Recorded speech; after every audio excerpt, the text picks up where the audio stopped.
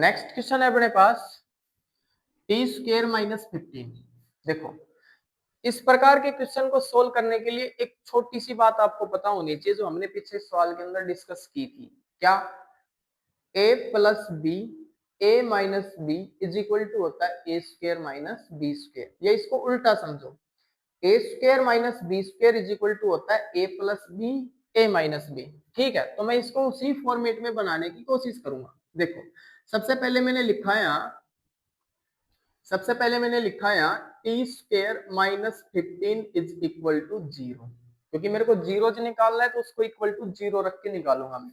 ठीक है, अगले स्टेप के अंदर मैंने इसको थोड़ा सा चेंज कर दिया। क्या मैं इसको ऐसे लिख सकता हूं, इज इक्वल टू 0। अब देखो मेरी बात ध्यान से सुनो, इस रूट से ये स्क्वायर ऑटोमेटिक कैंसिल है, तो यानी कि यहां पर जब कैलकुलेट करेंगे तो वैल्यू अभी 15 ही है जो ऊपर रखी हुई है, लेकिन मैंने इसको चेंज करके लिखा है।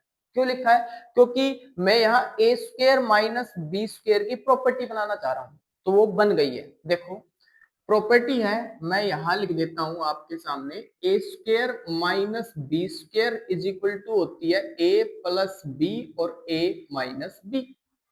ओके, तो यहां ये बना ए स्क्वायर माइनस ये हो गया बी स्क्वायर, तो आप लिखोगे ए प्लस बी और दूसरा लिखोगे a minus B is equal to 0। इस प्रकार के सवाल जब भी आए तब आपको ऐसा ही सोचना है कि ये ए स्क्वायर है तो ये बी स्क्वायर बनाओ, इसे बी स्क्वायर बनाओगे तो कैसे लिखोगे, रूट 15 का स्क्वायर। ठीक है, अदर जैसे कि यहाँ 25 आता तो आप क्या लिखते हैं, यहाँ 5 का स्क्वायर, 5 का स्क्वायर, तो ए स्क्वायर माइनस बी स्क्वायर तब भी बन जाता। ठीक है, अब दो ब्रैकेट बनेंगे, दोनों को 0 के बराबर रखेंगे, तो t plus root 15 is equal to 0। एक आ जाएगा t minus root 15 is equal to 0।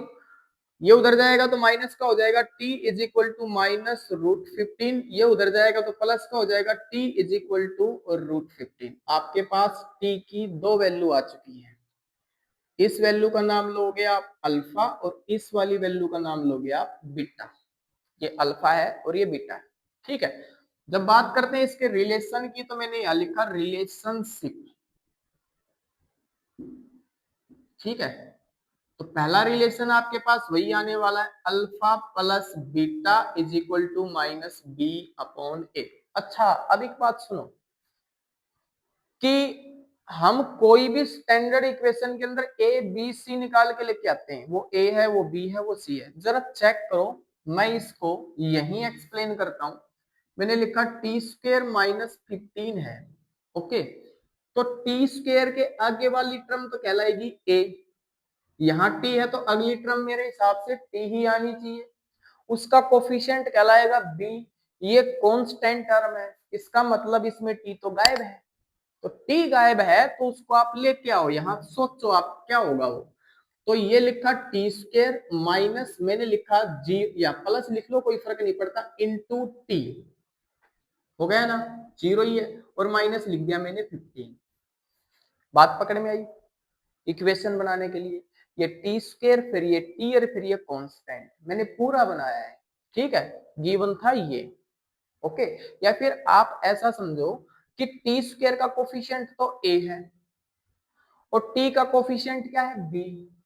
तो एक बात बताओ, इसमें टी है ही नहीं तो कोफिशिएंट कहां से लेके आओगे, तो कोफिशिएंट उसके लिए क्या रखोगे, 0। या फिर ऐसे समझ लो, पूरी इक्वेशन को बना के देख लो, ये हो गया टी स्क्वायर, ये हो गया मेरे पास 0 इंटू टी, ये पॉइंट नहीं है, ये मल्टीप्लाई है, 0 मल्टीप्लाई बाई टी। अब ये है तो 0 लेकिन अपने आप में टी का काम कर रहा है ये, और माइनस 15 ये वाली टर्म। ठीक है, अब यहां से देखो, अल्फा की वैल्यू आपके पास आई माइनस के रूट 15 प्लस बीटा की वैल्यू आई आपके पास root 15 is equal to minus ये रहा। अब बताओ बी किसका कोफिशिएंट होगा, यहाँ टी का, तो टी का कोफिशिएंट क्या है, 0, तो लिखोगे 0 अपॉन ए किसका कोफिशिएंट होता है, टी स्क्वायर का, तो यहाँ 1 है तो आप लिखो 1। तो इससे तो ये कैंसिल हो गया, माइनस और ये प्लस, दोनों टर्म आपस में कैंसिल, यहाँ बचेगा 0 और इज इक्वल टू यहाँ पर भी बचेगा 0। तो ये पहला रिलेशन सेटिस्फाई। सेकंड रिलेशन के ऊपर बात करते हैं तो वो आता है अपने पास alpha into beta is equal to C upon A. अच्छा, अल्फा की वैल्यू कितनी है -√15 एंड बीटा की वैल्यू कितनी है √15 इज इक्वल टू सी की वैल्यू बोलो, ये रही ना कांस्टेंट टर्म, -15 अपॉन ए की वैल्यू बोलो, इसी का तो कोफिशिएंट होगा एक। पहली बात, माइनस प्लस मल्टीप्लाई होके माइनस, √15 को √15 से मल्टीप्लाई करवाया तो कंप्लीट 15 इज इक्वल टू, यहां चेक करो -15, ये तुम्हारा सेकंड रिलेशन सेटिस्फाई। ठीक है, alpha plus beta is equal to minus B upon A, alpha into beta is equal to C upon A. एक बार इस चीज को ना थोड़ा सा ध्यान से समझना, मैंने ये क्या लिखा है इसके ऊपर थोड़ा विचार करना। ओके, नेक्स्ट क्वेश्चन को डिस्कस करते हैं। 4x² plus 5√2x minus 3। ठीक है, अब वही बात कि मिडिल टर्म आपके पास क्या है 5√2। इस 5√2 को आपको ऐसे दो फैक्टर के अंदर तोड़ के लिखना है जिनको ऐड करें तब आपके पास 5√2 एज इट इज आए, और मल्टीप्लाई करवाएं तब आपके पास भार भार की मल्टीप्लाई के बराबर मल्टीप्लाई आए। यानी कि 4x² को -3 से करेंगे तो -12x² आपके पास आना चाहिए। अब देखो यहाँ पर क्या लॉजिक काम करता है इस प्रकार के क्वेश्चन में। देखो, ऐड करेंगे तो आपके पास 5√2 आना चाहिए, यानी कि आपके पास यहाँ दो नंबर रूट के मिलेंगे, √2 और √2 वाले, जिनको ऐड करें तब 5√2 आएगा। तो ऐसा मैंने सोचा कि एक 6√2 हो और एक -√2 हो, तो चेक करके बताओ कितना आया। 6√2 में से 1√2 गया तो आपके पास बचेगा 5√2। अगर मैं इन्हीं दोनों नंबर को आपस में मल्टीप्लाई करवा दूं तो पहली बात प्लस माइनस माइनस 6, और √2 को √2 से मल्टीप्लाई करवाया तो 2, तो 6 2 जा 12 है, और x²। देखो यहाँ x है, यहाँ x है, यहाँ x है, और यहाँ पर भी x है, यहाँ पर भी x है, और यहाँ पर भी x है, तो x को x से करवाया तो x²। ओके, तो इस क्वेश्चन को आगे इसी प्रकार से सोल्व करते हैं। लिखा मैंने यहाँ 4x² plus 6√2x minus √2x minus 3 is equal to 0। काम वही, शुरुआत की दो टर्म आपको कॉमन लेनी है, तो इस शुरुआत की दो टर्म अब कॉमन लेंगे, दो टर्म में से तो आपके पास यहाँ आएगा 2√2 कॉमन आ जाएगा और एक x कॉमन आ जाएगा। अच्छा, ये आया कैसे, मैं थोड़ा सा और बता देता हूँ। देखो यहाँ ध्यान दो कि आपने लिखा एक तो 4x², एक लिखा आपने 6√2 और x। ठीक है, मैं ध्यान से सुनना, इसको लिख दूं मैं 2 multiply by √2 multiply by √2, total कितना आया 4। क्लियर है? अरे √2 को √2 से मल्टीप्लाई करवाएंगे तो 2, और 2 को 2 से मल्टीप्लाई करवाया तो 4, ऊपर वाला आ तो रहा है x² प्लस, इसको मैं तोड़ता हूँ 2 मल्टीप्लाई बाई 3 के अंदर हो गया 6, और एक √2, फिर ये x।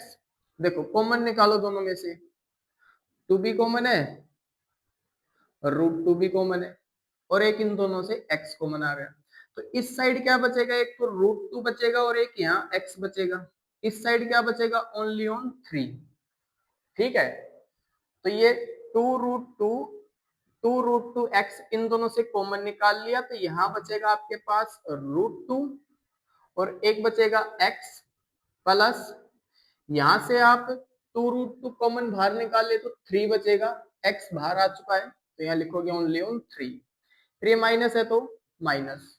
अब माइनस आने के बाद इन दोनों टर्मों के साइन चेंज हो जाएंगे। दूसरी बात, कॉमन चेक करो, इनमें एक है, कुछ भी नहीं है तो एक है। ठीक है, ये प्लस की टर्म हो जाएगी और √2x ये भी प्लस की टर्म हो जाएगी, +3 इज इक्वल टू 0। ओके, देखो दोनों ब्रैकेट सेम है तो लिखेंगे √2x प्लस 3 दोनों से कॉमन आ गया। इस वाली टर्म में ये बचा आपके पास 2√2x और इधर वाली में -1 बच रहा है, इज इक्वल टू 0। दोनों ब्रैकेट को 0 के बराबर रखेंगे तो लिखा √2x plus 3 is equal to 0। और एक लिखते हैं यहाँ 2√2x minus 1 is equal to 0। ठीक है, ये +3 उधर जाएगा तो -3 और ये मल्टीप्लाई में 2 है तो आएगा डिवाइड में, तो x इज इक्वल टू -3/√2। एक तो ये आ गई x की वैल्यू।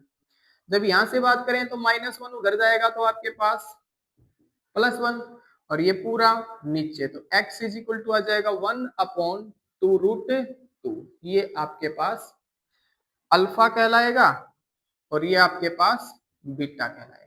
ओके, जब इसके रिलेशन की बात करते हैं, कोफिशिएंट और जीरोज और कोफिशिएंट के बीच में रिलेशन की बात करते हैं, तब हमारे पास आता है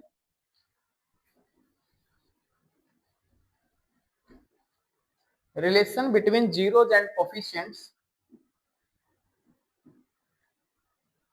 रिलेशनशिप,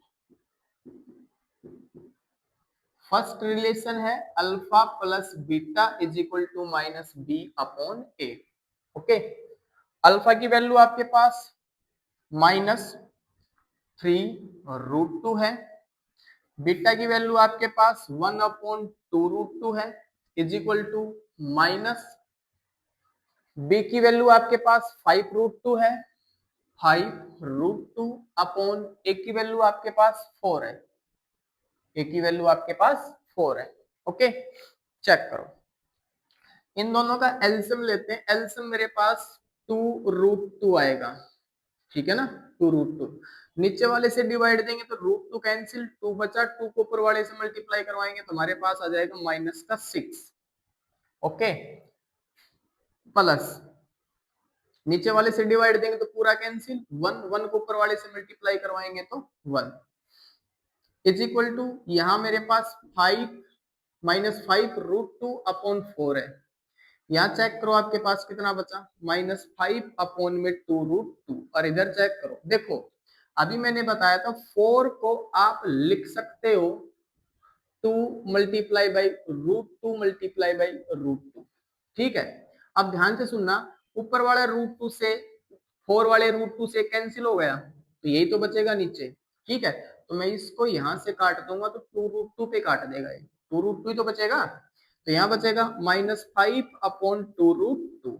एक रिलेशन अपने पास सेटिस्फाई। ओके, इसके सेकंड रिलेशन की बात करते हैं। सेकंड रिलेशन आएगा इसका alpha into beta is equal to C/A। Alpha की वैल्यू हमारे पास -3/√2 एंड बीटा की वैल्यू है मेरे पास 1/2√2 इज इक्वल टू C की वैल्यू चेक करो आप -3 और A की वैल्यू चेक करो 4, तो आप लिखोगे -3/4। देखो -3 को 1 से मल्टीप्लाई करवाएंगे तो -3 और √2 को √2 से मल्टीप्लाई करवाए तो 2 और 2 को 2 से मल्टीप्लाई करवाएंगे तो 4 और इज इक्वल टू -3/4। तो आपका सेकंड रिलेशन भी ये सेटिस्फाई करवा रहा है। ओके, एक अगले क्वेश्चन को डिस्कस करते हैं। y² प्लस 3/2√5y माइनस 5, इसके रूट निकालने के लिए सबसे पहले इसे इक्वल टू 0 रखेंगे। ठीक है, अब ये चीज फ्रैक्शन में है। एक पहले भी क्वेश्चन आया था कि हमारे पास कोई क्वाड्रेटिक इक्वेशन थी, वो फ्रैक्शन में आ गई थी, तो पहले उसका एलसीएम लेके सोल्व किया था हमने, उसको सिंपल फॉर्म में किया था। तो बात करेंगे इसके एलसीएम की, तो एलसीएम हमारे पास 2 आएगा क्योंकि इसके नीचे भी क्या है 1, इसके नीचे भी क्या है 1 और इसके नीचे क्या है 2, तो एलसीएम अपने पास आ जाएगा 2। वही बात, नीचे वाले से डिवाइड दिया, आंसर आया, उसको ऊपर वाले से मल्टीप्लाई करवाया, 2y² डिवाइड करेंगे 1, ऊपर वाले से मल्टीप्लाई करवाएंगे तो लिखेंगे 3√5y डिवाइड करवाएंगे तो कितना आएगा 2, 2 को ऊपर वाले से मल्टीप्लाई करवाएंगे -10 और इज इक्वल टू 0।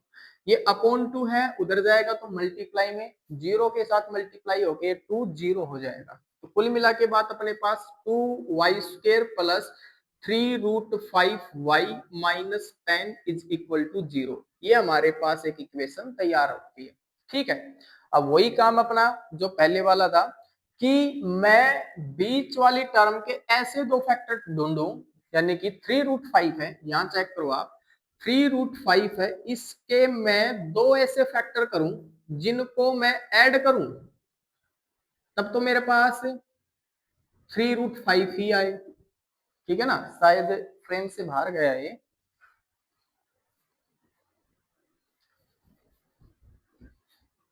बात है जैसे मैंने लिखाया 3√5, इस 3√5 के मैं ऐसे दो फैक्टर करूं जिनको मैं ऐड करूं तो मेरे पास 3√5 ही आए, ठीक है ना। Middle term as it is आए, वाई है तो आप साथ में वाई रख लो, वाई, ठीक है। मल्टीप्लाई करवाऊं तो बाहर बाहर की मल्टीप्लाई के बराबर आना चाहिए, यानी कि 10 को मल्टीप्लाई करवाएंगे 2y² माइनस 10 को मल्टीप्लाई करवाएंगे 2y² से, तो इन दोनों की मल्टीप्लाई मेरे पास -20y² आनी चाहिए, -20y²। तो सोचा ऐसे, तो एक तो लिखूंगा मैं 4√5, ठीक है, और एक लिख लूंगा मैं √5। चेक करके बताओ, 4√5 में से 1√5 गया तो 3√5, ठीक है ना। इनके साथ y एक वेरिएबल लगेगा। अगर मैं बात करूं 4√5 y की मल्टीप्लाई -√5 y के साथ करवाऊंगा तो y के साथ y को करवाएंगे तो y², माइनस को प्लस के साथ करवाएंगे तो माइनस, √5 को √5 से करवाएंगे तो 5, और 4 से करवाएंगे तो फिर हो जाएगा 20, यानी कि ये दोनों कंडीशन सेटिस्फाई करवा रहे हैं, ये दोनों के दोनों फैक्टर। ओके, तो इनको यहां अप्लाई करवाते हैं। मैंने लिखा 2y², कोई भी पहले लिखो, कोई फर्क नहीं पड़ता उस चीज से, ठीक है। तो आपने लिखा यहाँ plus 4√5y minus √5y minus 10 is equal to 0, ठीक है। मिडल टर्म की जगह ही लिखे हैं, बाकी एज इट इज है, ठीक है। पहली दो टर्म उठाई, उसमें से कॉमन आया अपने पास 2 और दूसरा कॉमन आ रहा है y। अब बताओ यहाँ क्या बचा, एक y, यहां से 2 बाहर आ चुका तो यहाँ बच रहा है 2, एक √5, तो लिखेंगे प्लस में 2 और √5 इसमें कॉमन बचा हुआ है। फिर यह माइनस है तो माइनस, बार बार बताता हूं कि माइनस आते ही दोनों के साइन चेंज हो जाएंगे, ठीक है। चलो अब इन दोनों में से कॉमन की बात करते हैं। चलो फिर बताता हूं, क्या मैं इसे 10 को ऐसे लिख सकता हूँ 5 मल्टीप्लाई बाई 2, 10 ही है। एक और बात समझो, क्या मैं इस 5 को ऐसे लिख सकता हूँ √5 मल्टीप्लाई बाई √5 मल्टीप्लाई बाई 2, अरे तो 5 ही हुआ और ये 2, 10 हो गया टोटल। अब सोचो आपके पास 10 में यहां रखा हुआ है √5 मल्टीप्लाई बाई √5 मल्टीप्लाई बाई 2, तो दोनों में से √5 कॉमन आ जाएगा बाहर, ठीक है। तो यहां से √5 कॉमन आ गया, तो ये √5 बाहर आ चुका, ये साइन बदल चुका है, और ये y माइनस का था तो प्लस का y। अब से देखो, इस 10 में से एक √5 कॉमन आ चुका, तो क्या बच रहा है यहाँ 2√5, तो यहां लिखोगे प्लस 2√5, माइनस था तो प्लस कर दिया, साइन चेंज हो जाएंगे, ठीक है ना। देखो दोनों ब्रैकेट सेम है, बाहर निकाल दो। आपने लिखा y प्लस 2√5 एक, तो दूसरा है 2y minus √5, 2y minus √5 is equal to 0। देखो कॉमन बाहर निकाल लिया, इस वाली टर्म में सिर्फ 2y बचा हुआ है और इस वाली टर्म में सिर्फ माइनस √5 बचा हुआ है, ओके, इज इक्वल टू 0। आगे वाला काम, दोनों ब्रैकेट को 0 के बराबर रखेंगे। अब इन दोनों ब्रैकेट को 0 के बराबर रखेंगे। आपने लिखा यहाँ 2y plus 2√5 is equal to 0, और एक लिखा होगा 2y minus √5 is equal to 0, दोनों को 0 के इक्वल रख दिया मैंने, ठीक है। ये उधर जाएगा तो माइनस की टर्म हो जाएगी, तो y is equal to minus 2√5, और ये उधर जाएगा तो प्लस का, और फिर ये अपॉन में जाएगा, तो y is equal to √5 upon 2। ये अपने पास y की वैल्यू आ गई, ये अपने पास एक y की वैल्यू ये रही। आप इसका नाम तो लोगे अल्फा और इसका नाम लोगे आप बीटा, ठीक है। एक अल्फा ये रहा और एक बीटा ये रहा, ओके। अब बात करते हैं रिलेशन की, तो रिलेशनशिप, यहाँ पे दो रिलेशन की बात करते हैं। फर्स्ट रिलेशन रहेगा आपका alpha plus beta is equal to minus B upon A, ठीक है। बताओ अल्फा की वैल्यू -2√5, -2√5 प्लस बीटा की वैल्यू √5/2, तो लिख लेंगे √5/2 is equal to minus B की वैल्यू बताओ भाई, ये रहा 3√5, 3√5 अपॉन ए की वैल्यू बोलो भाई 2, तो आप लिखोगे यहाँ 2, ठीक है, ओके।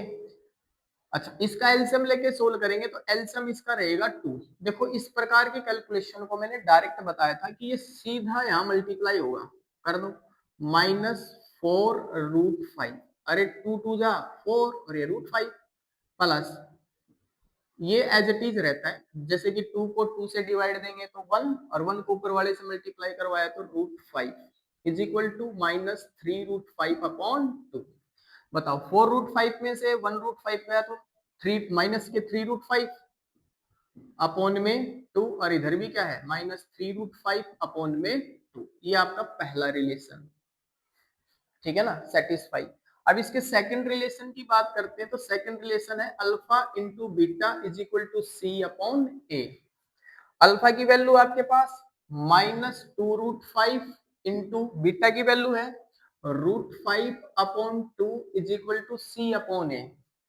सी की वैल्यू कितनी है अपने पास -10 और 2, आप लिखोगे -10 अपॉन 2, ठीक है, -10 अपॉन 2 मल्टीप्लाई करवाते हैं, इस 2 से 2 कैंसिल, माइनस प्लस माइनस √5 को √5 से करेंगे तो 5 इज इक्वल टू 2 1 जा 2 और 2 5 जा 10, तो इधर भी माइनस का 5। रिलेशन नंबर सेकंड भी आपका सेटिस्फाई करवा रहा है, ओके।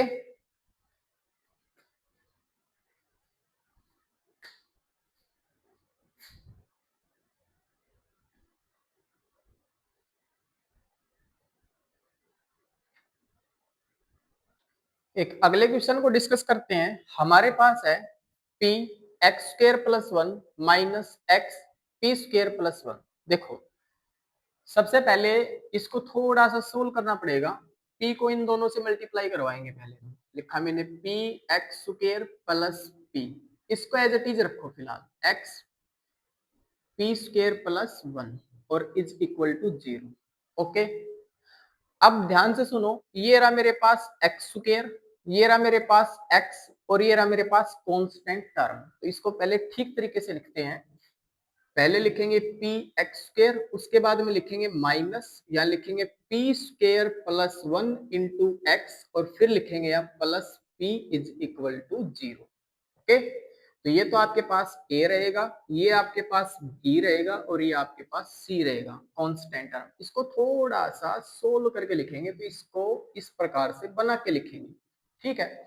अब इस प्रकार का सवाल हम पहले कर चुके हैं कि मिडल टर्म में ऑलरेडी आपको स्प्लिटिंग दे रखी हो तो आपको और करने की आवश्यकता नहीं है, उसी को ही ठीक तरीके से लिखना होगा।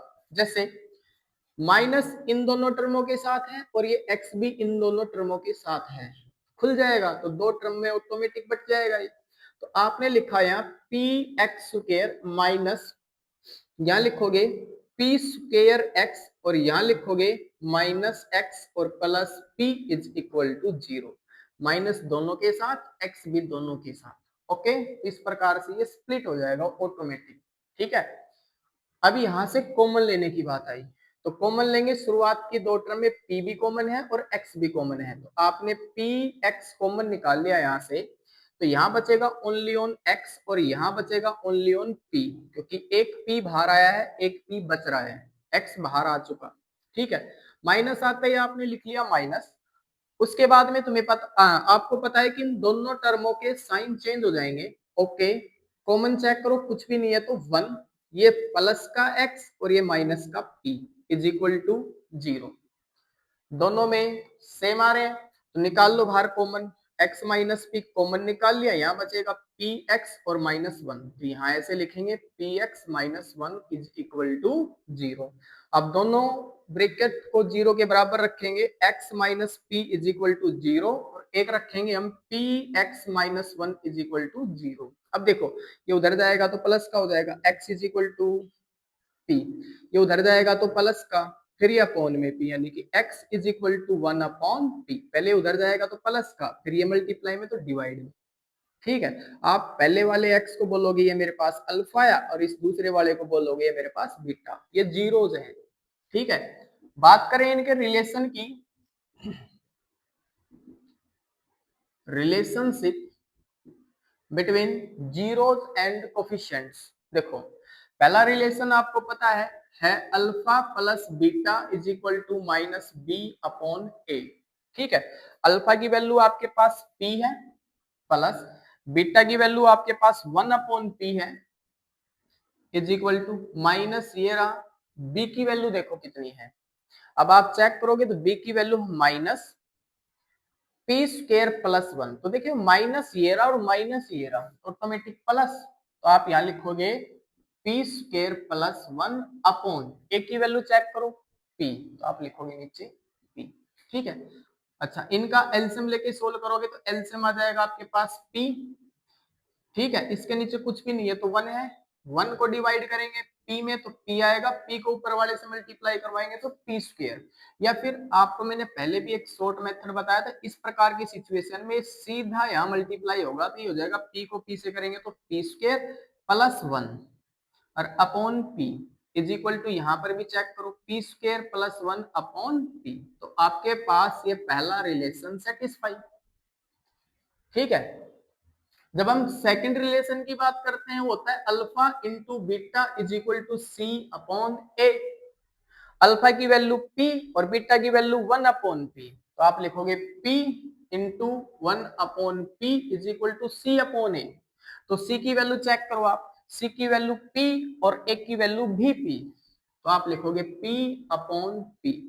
इस p से ये p कैंसिल, इस p से ये p कैंसिल, इधर भी 1 और इधर भी 1, यानी कि कंडीशन नंबर सेकंड यानी कि रिलेशन सेकंड भी सेटिस्फाई है। Alpha plus beta is equal to minus B upon A और एक alpha into beta is equal to C upon A, दोनों रिलेशन आपके सामने सेटिस्फाई है। ओके।